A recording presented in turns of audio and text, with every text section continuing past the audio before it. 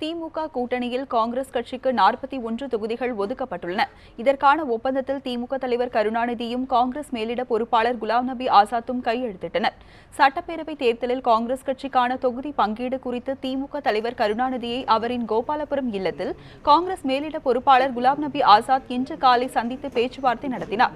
இந்த சந்திப்பிற்கு பின் காங்கிரஸ் கட்சிக்கு 41 இடங்கள் ஒதுக்கீடு செய்யப்படுவதாக திமுக தலைவர் கருணாநிதி அறிவித்தார்.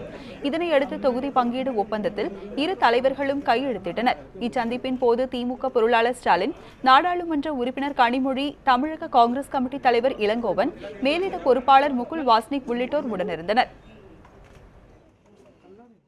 And now this time it is the turn of the DMK-led government, and I am sure under the leadership of Karunanidhi ji, we will be able to form the government in Tamil Nadu, and we all are going to work sincerely for each other and making sure that we are victorious.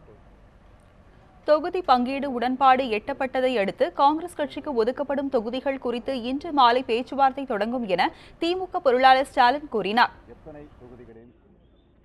தொடர்ந்து இன்று காங்கிரஸ் கட்சியோட எத்தனை தொகுதிகள் என்று ஒப்பந்தம் கையெழுத்திடப்பட்டிருக்கக்கூடிய நிலையில் இன்று மாலையிலிருந்து திமுக பேச்சுவார்த்தை குழுவும் அதேபோல் காங்கிரஸ் கட்சியினுடைய பேச்சுவார்த்தை குழுவும் இன்று மாலையிலே தொடர்ந்து கூடி எந்தெந்த தொகுதிகள் யார் யார் போட்டியிடுவதென இன்று மாலையிலிருந்து அதற்கான பேச்சுவார்த்தை தொடங்கப்படவிருக்கிறது என்பதையும் நான் தெரிவித்துக் கொள்கிறேன். தொடர்ந்து தமிழக சட்டப்பேரவை தேர்தல் நடைபெறும் 234 தொகுதிகளில் திமுக இதுவரை 54 தொகுதிகளை கூட்டணி கட்சிகளுக்கு ஒதுக்கியுள்ளது.